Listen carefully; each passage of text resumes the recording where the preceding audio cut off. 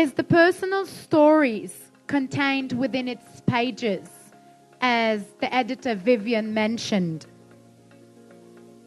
So allow me to invite you all now to hear a series of reflections from several contributors. Our first up on stage is Mr. Basim Shamaon.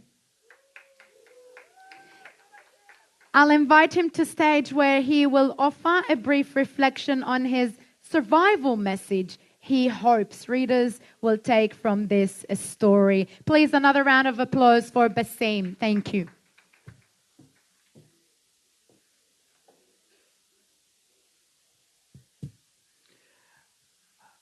Good afternoon to you all. I hope everyone can hear me, especially people at the back. So I was told I only have 2-3 minutes, but someone like me who is giving a microphone, I have a lot of stories to share. But I will keep it to even 2 minutes now.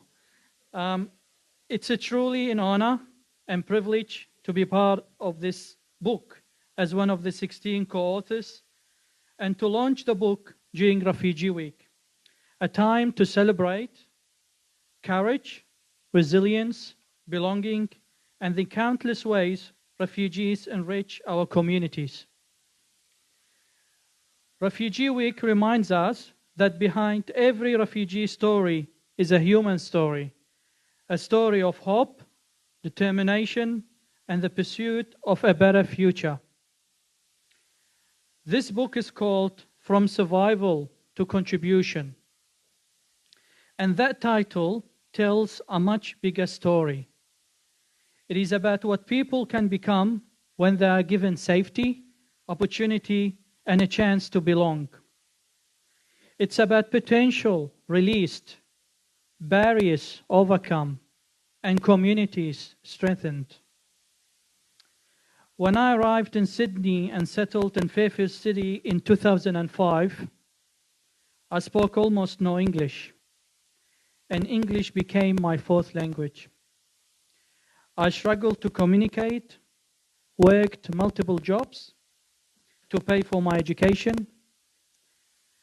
There were times when the future seemed uncertain, but I learned that resilience is not about never falling.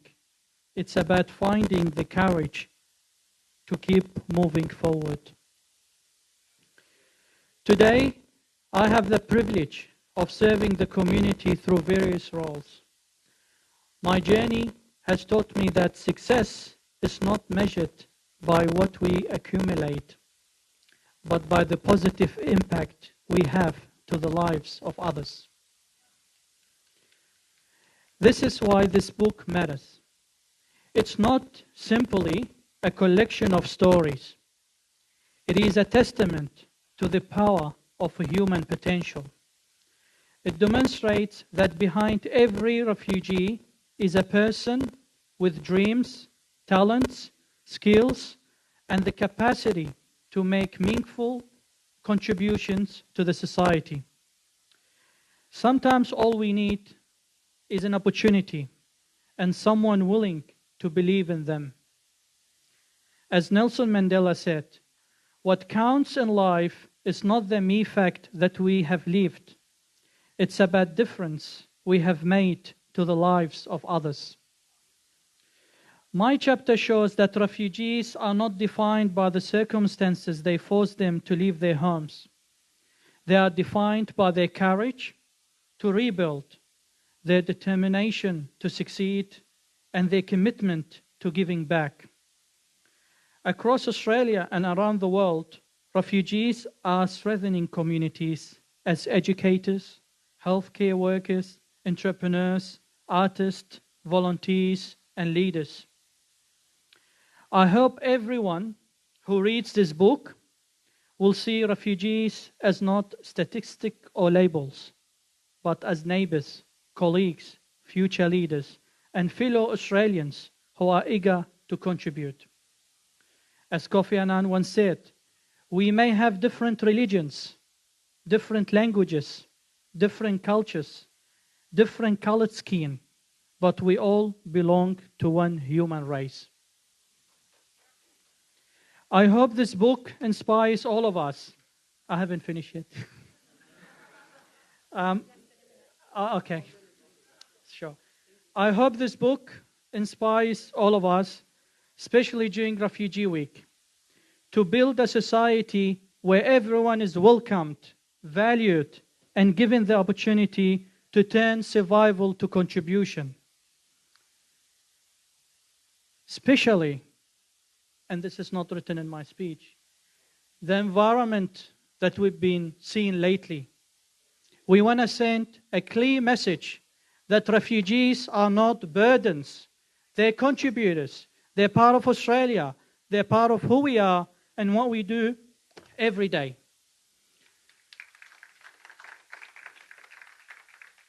Before I finish, I would like to extend my special thanks to our guest sponsors and to you all for joining us today. Special mention to the incredible force behind this book, and that is Vivianne Dawalibi, who brought us together, the 16 of us together, conducting interviews, securing sponsorship, coordinating countless moving parts, and managing the many challenges behind the scenes to make today happen. What we celebrate today is a testament to Vivianne's vision, passion, and unwavering commitment. On behalf of all of us, including all the co-authors, thank you, Vivianne, for turning this remarkable project into reality. Thank you. Thank you all.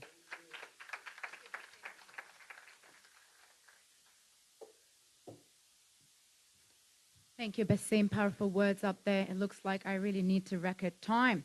Before we continue, if someone have lost their eyeglasses, that's yours, Vivianne. No worries.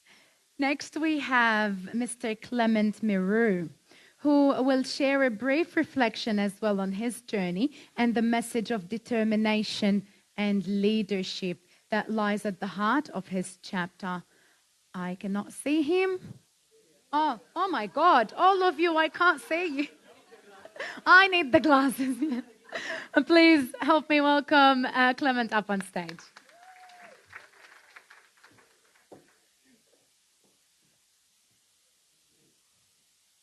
We need some adjustment here. All right. Thank you very much for the opportunity. Thanks, Andrea Neville, for the acknowledgement to country. I'm Clement Meru. I'm the head of settlement and multicultural services at Sidwest Multicultural Services. It's as Peter mentioned, we are the consortium lead for the Western Sydney Region Settlement Consortium. And I'm proud to be leading that consortium. We provide settlement support to 30 LGAs in Sydney, including North Sydney. I left Sudan at the age of 26 in 2000 due to my youth activities. I wrote an article called Oil Rush, and I predicted that the discovery of oil in Sudan wouldn't bring happiness to the country. I think we need, yeah. Okay, good. Better. Okay, so I moved to Cairo, where I spent about 2.5 years teaching conversational English to asylum seekers from the Horn of Africa, including Yemen as well. But for 12 months, I was a number. And that file number was very important because that was everything that, I was clinging to, because I became nobody. I just became a number. I left my parents, my extended family, my siblings, my community, and the dignity. So when I arrived in Australia in 2003, the first shock for me was people driving on the left side of the road, which for me was the wrong side of the road. Okay. And so it was disorienting. The second shock for me was the quietness. If you've lived in Cairo, it's a city that doesn't sleep, and it took me about a week to sleep properly. I went back to Cairo in 2017, and I had another culture shock because it was too noisy. But here I am, nearly 23 years later. I got the right support. I think Elizabeth is a pseudonym, but she is from Sudan. She was my first case manager, and I lasted in the humanitarian settlement program for 3 months only, and then I was exited. But she gave me really good advice because there are a couple of things in common with me and Majdi here. Like him, my first degree was in animal production, nothing to do with human beings, but through my volunteer work, I pivoted. I shifted to community services because of my youth activities. And that case manager's advice was really important because then I went to TAFE and then on to university. And here I am sitting on, the board of the National Settlement Peak Body, Settlement Council of Australia. I'm also leading in a lot of ways. I've established networks. I'm currently leading a men's group.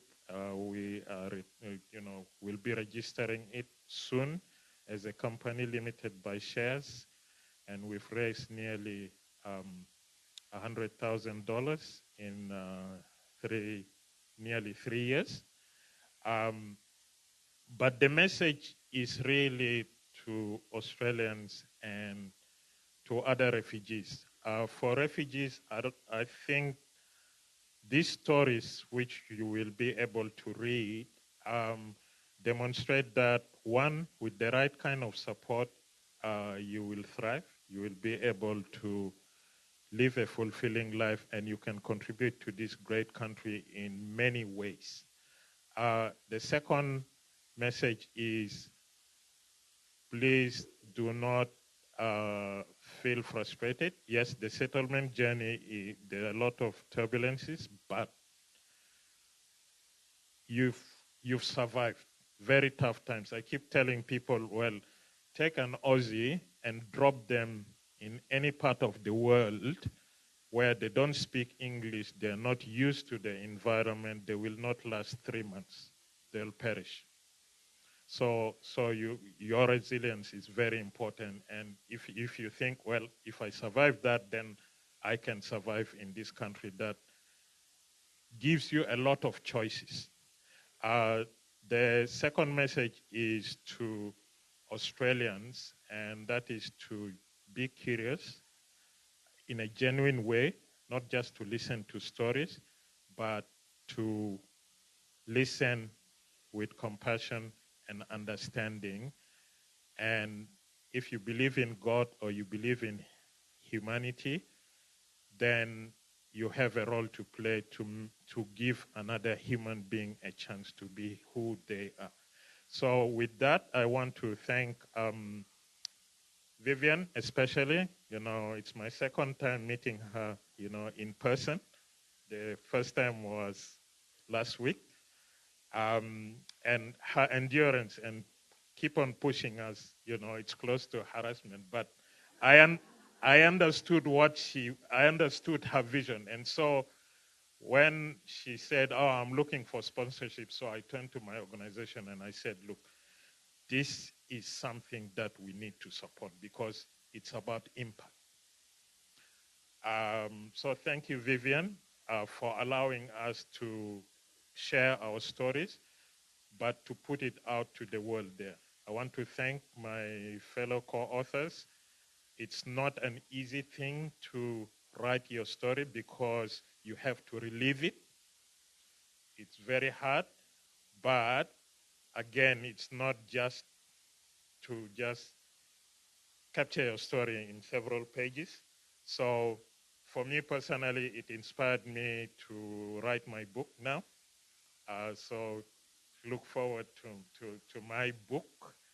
And thank you to the sponsors, to everyone for making time to come here and listen to us and attend this great event. Thank you very much, and I look forward to sharing my stories. Be curious. You can contact me on LinkedIn, Facebook, TikTok, Instagram. Yeah. All right. Thank you. Thank you very much, Clement. Thank you. Whoever would like to refill their food, please feel free, as long as we consider doing it smoothly. Thank you. The next to hear from is Mr. Noel Zihabamwe, who will share his brief reflection as well from survival to service. Mr. Noel, the stage is yours. 4 minutes, please. Less than that. Thank you. It is an honor to be here today, standing before of you and celebrate this milestone. It's a milestone because many refugees come with no hope. But as someone who comes from a refugee background, so having achieved this incredible work in a collective approach gives me a hope. So I was born in Rwanda, growing up in Rwanda. And at the age of 11, that's why the genocide happened, where many people like me lost everything. So from ashes to something today. So before I start my short speech, I want to say thank you to Vivianne for your courageous. I was privileged to meet you, and I look forward to working with you. And secondly, I want to thank all co-authors. What incredible achievement you have done. So you'll be proud of yourself, what you have done, and these are stories that need to be told.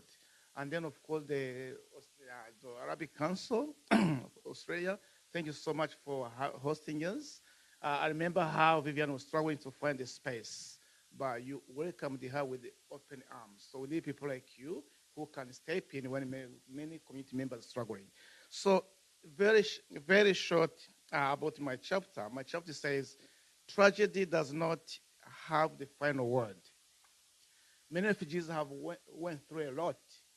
Sometimes they said we never be who we want to be. But today, it's a testament that we should not be determined about our lived experience of our past. So this chapter is not simply the story of one survivor. It is a testimony that what becomes possible when pain is transformed into purpose, memory into responsibility, and survival into service. So my journey begins in the beauty of country, Rwanda, which is called thousands of hills. But when I came to Australia, that thousand hills was changed into something different. And what happened now today is that this chapter my chapter gives me a hope to say that whatever you do, whoever you are, as long as you're in Australia, Australia is the country that gives you an opportunity to flourish, to achieve your dream. That's what we are doing it today. So what I want to say today is that to say, the deepest lesson is that belonging is not a charity, as I said. It is recognition. It is the condition that allows human potential to flourish. So when we have that platform, we can achieve a lot. So today's event is an event showing you that many refugees like me, we come here with no hope, but with the support, like many services have made, we can achieve a lot. And also the people like Vivianne, who has seen that the potential that people can make, standing up, work with us, encouraging us to do as you've been pushing us to do something. I was very reluctant to do it, but then I ended up doing it. So we need people like you, many people like Vivianne in our community who can stand up. You know how the rich stories we carry, and if you push people like that, you encourage them to do something.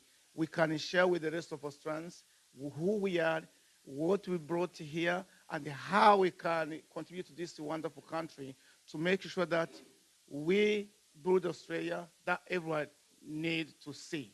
So that's why I really thank you so much for having us today. And I look forward to continue to working with you, not only today and every day. Thank you. I wish when you see me to have a better feel, but sorry, I had to take the mic. Thank you, Noel, so much. That's definitely really very inspiring. Coming up next, we have Ator Tamris. Ator will share with us a brief reflection of her emotional story. 2 minutes? Wow, that's amazing. We can cry in 2 minutes. Wow.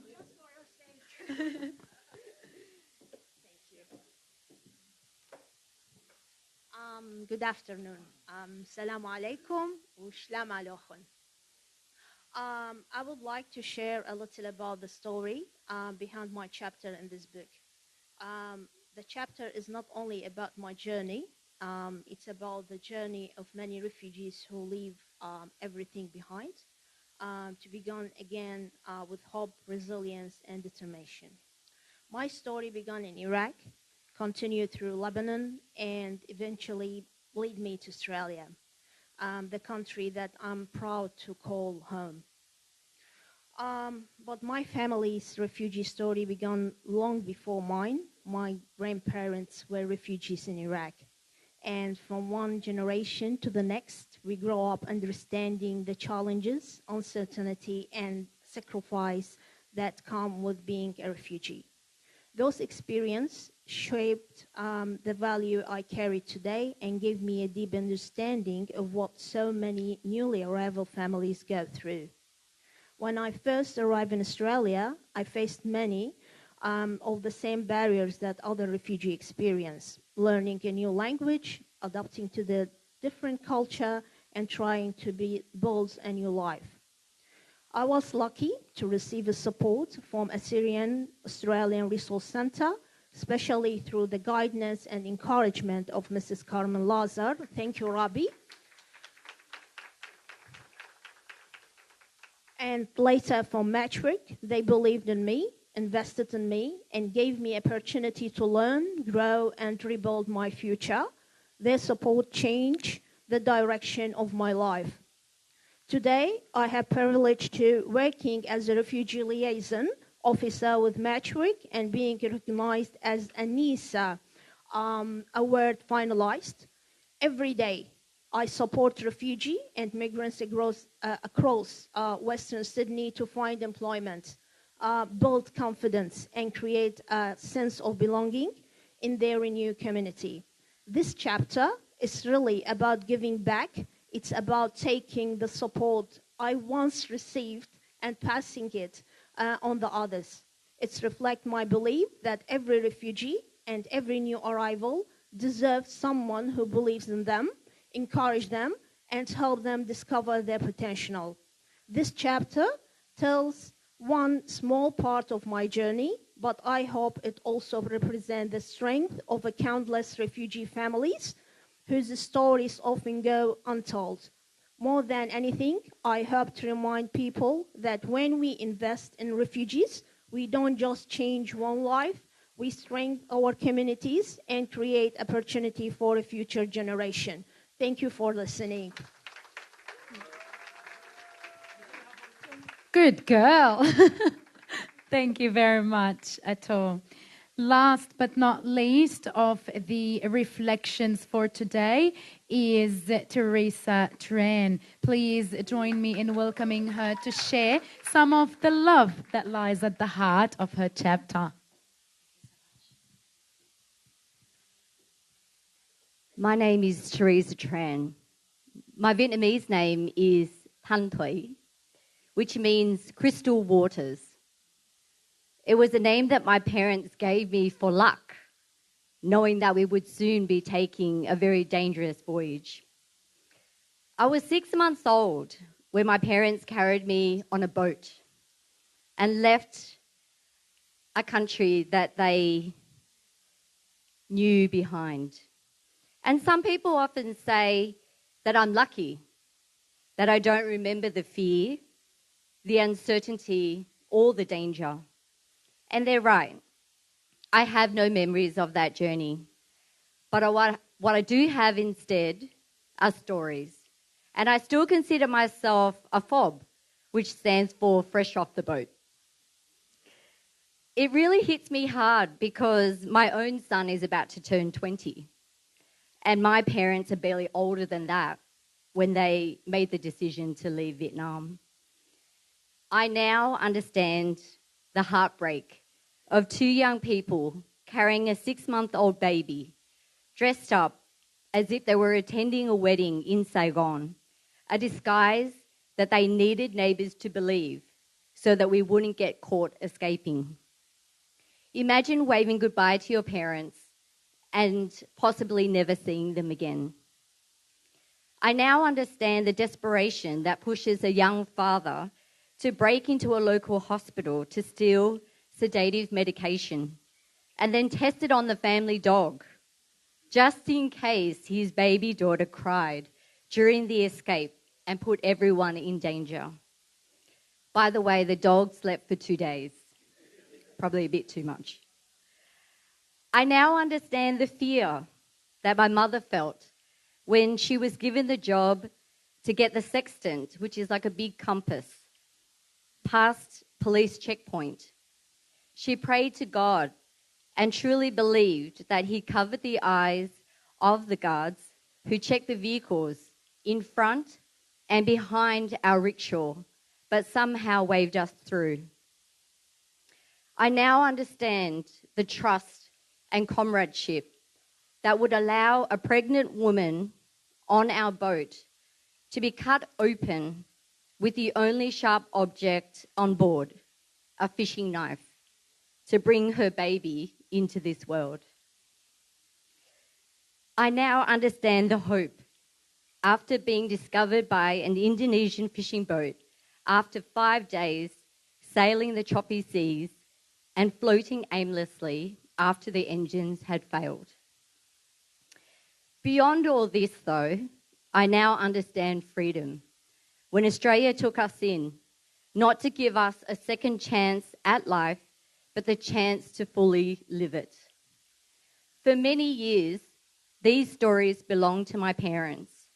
Today, through this refugee legacy book, they become part of something greater, a collective memory. This is the legacy of refugees. It is not just survival, but contribution, not just resilience, but the determination to create opportunities for generations that follow.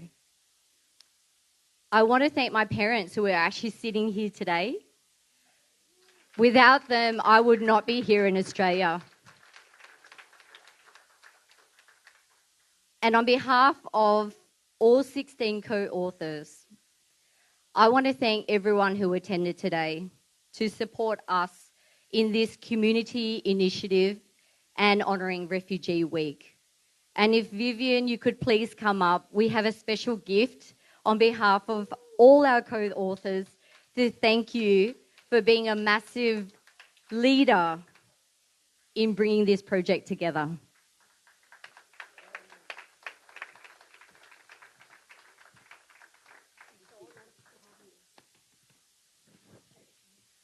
Your story touched. I'm really honored. Thank you. You can see the stories behind this legacy book. Every story touched me.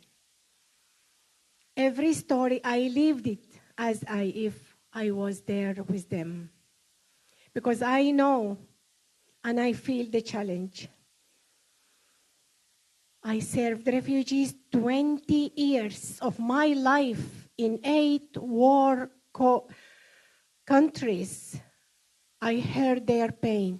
I felt it. I listened to their struggles, their loss, their determination to rebuild themselves in a new country. For me, yes, I am pushy, like Clement said, to the extent to be harassing, because I have a vision, I have a purpose, and I have something that I want to advocate for, to bring awareness. Who are the refugees? We are not a number. We are not statistics. We did not come empty. Yes, we came without Australian qualifications. Yes, we came without Australian experiences. And yes, we are overqualified.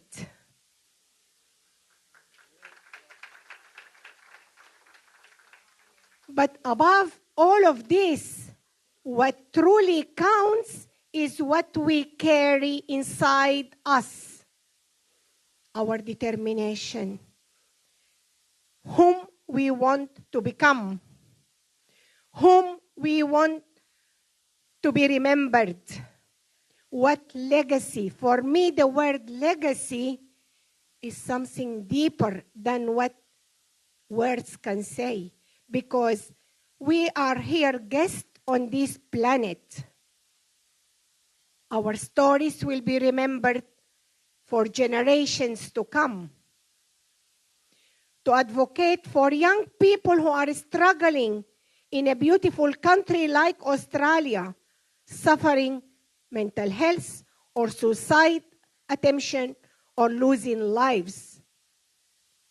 I want them to really see and read and feel these stories so that they can reframe what they carry in their head and be connected to their heart so that they can rebuild a new pathway for a happy life ever. Thank you very much. I repeat, really, I'm so heartfelt for every donor, every sponsor, every co-author who trusted me without knowing me, without even meeting me, to give me our story. For me, I didn't take it simple. This is an honor for me to the trust that we built together. And for that, I thank you. And I honored your stories, and I crafted it with respect and dignity the way you should have it. And thank you for that. Thank you for everyone. Thank you. Thank you so much. Thank you, Habibi. Thank you so much. Thank you. Thank you so much. Thank you, everyone. Thank you, Vivian. Thank you to all our contributors for sharing their stories, their reflections. Thank you for Vivian for the opportunity for them to do that. And while we're thanking people and sponsors, may I highlight DJ George, who's been there. Please, a round of applause for the performances and our voices to be out there. Thank you, George. Throughout history, poetry has been voice to our deepest emotions, our memories, our hopes, and our dreams. It has that unique power to preserve culture, honor heritage, and connect us through our shared humanity.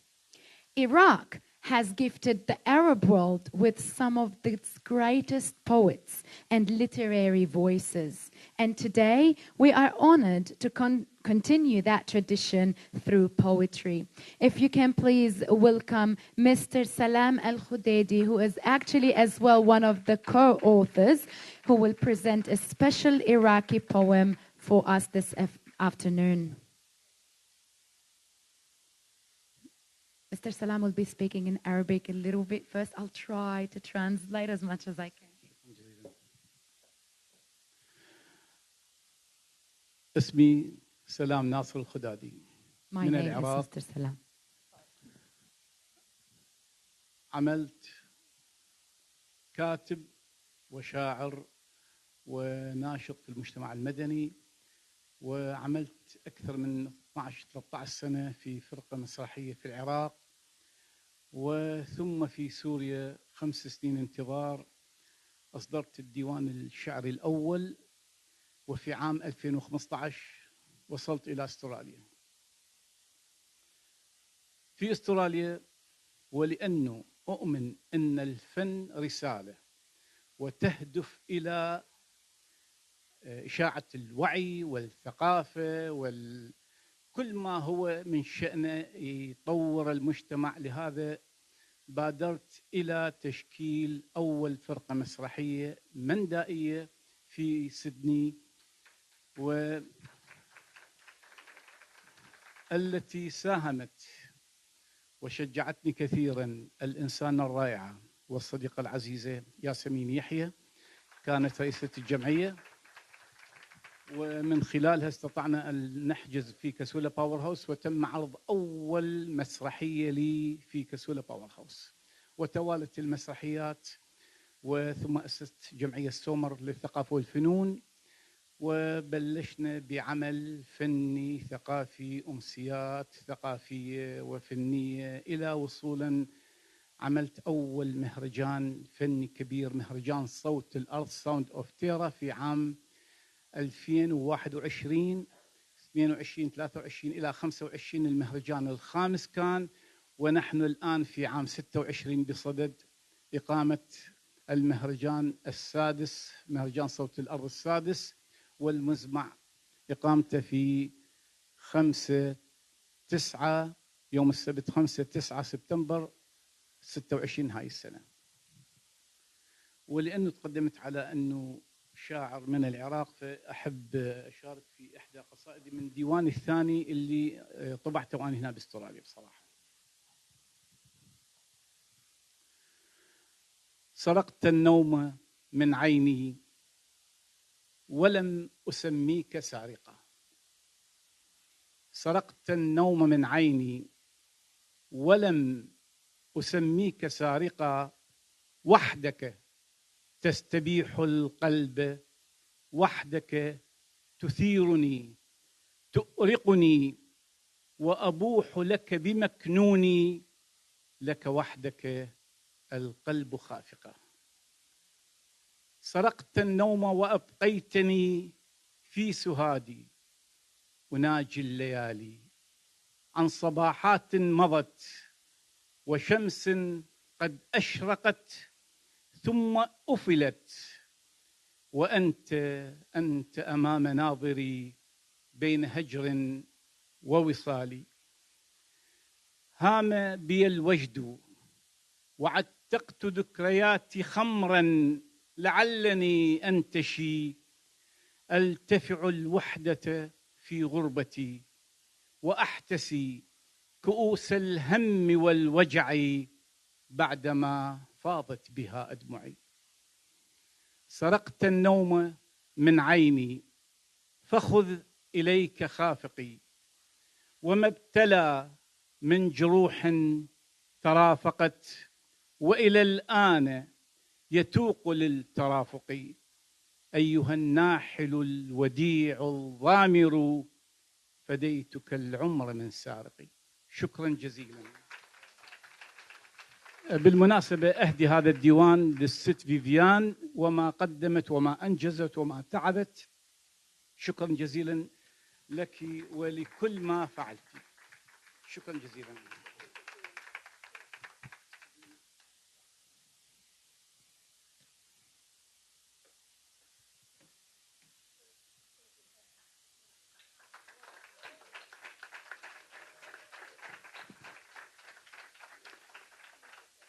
Thank you, Mr. Salam. As he mentioned, he is a writer and a poet in Iraq. And in 2015, he came to Australia. And because he believed that art is a message, he formed a theatre with the support of Miss Yasmin Yahya and had their first theatre in Casula Powerhouse. And the love and passion to theatre still goes on. From 2021 to 2025, they are doing theatres called The Sound of Theatre, and mentioning the 6th annual theatre is happening on Saturday, the 5th of September 2026. And then he congratulated Ms. Vivian and gave her that poetry book. Thank you, Mr. Salam, again. I hope I did justice to your speech. One announcement, less than 1 minute. I can't give you the microphone. Yeah. Okay, ladies and gentlemen, we have here among us an amazing person, Mr. Hani Turk. Hani Turk, he is celebrating 50 years as a chief editor and a writer in the Telegraph newspaper. في الواقع 50 years of writing this book, which I will launch in July 22nd, about collection of articles I wrote about Australia in Arabic language. Wow. And therefore I invite anybody interested to get this book to know about Australia history, documentation, what happened before Arabic community or standing, and a lot of things in Arabic language. Thank you. Greatly appreciated, Hani. 22nd of July, and where is going that? في قاعة سيتي فيو في لاكمبا الساعة 6 المساء ويوم الأربعاء 22 جولاي الساعة 6 في سيتي فيو، اسم القاعة سيتي فيو بلاكمبا. بنهولدن ستريت روح على الشمال، أول بيلدينج أو تاني بيلدينج هي هناك. وثانك يو. شكرا جزيلا أخ هاني. شكرا جزيلا. At least really كتابك حيكون documentary, legacy, sharing your journey, your observations, your writing about Australia. Thank you very much. We are really honor you, appreciate you. I thank Vivianne really this morning, very interesting and very informative. A lot of things I didn't know about the refugees. I really realized how they suffer, how they struggled, how they succeeded. And this book is really documentation of their performance and their struggle and life. Thank you very much, Vivianne, for this. Thank you. Thank you, Hani.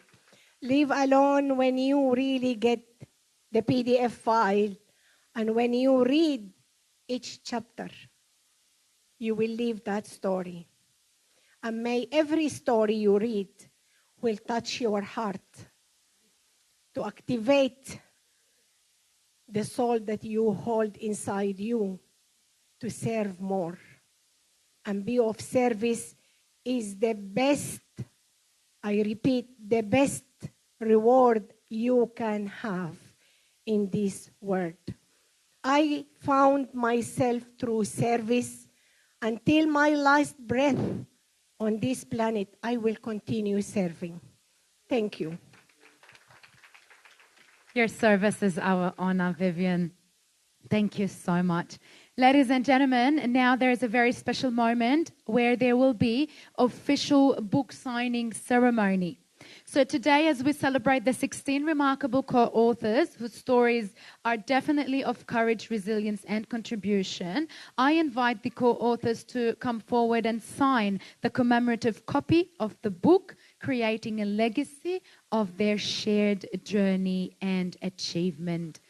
Please, once again, join me in welcoming our co-authors as they participate in this memorable occasion.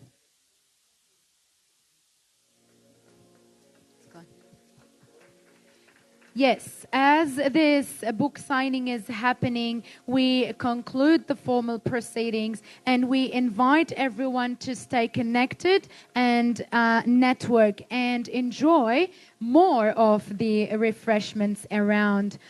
We will also be having a Sudanese cultural performance during the networking session. While you guys are networking and while we are finishing, I would like to thank all our speakers, performers, contributors, volunteers, community organizations, and guests for being with us today. Remember, From Survival to Contribution is more than just a book. It is a collection of journeys, of experiences, challenges and successes that remind us of the strength that the diversity brings to our society. Once again and forever, congratulations to everyone involved in making this project a reality. Have a lovely afternoon.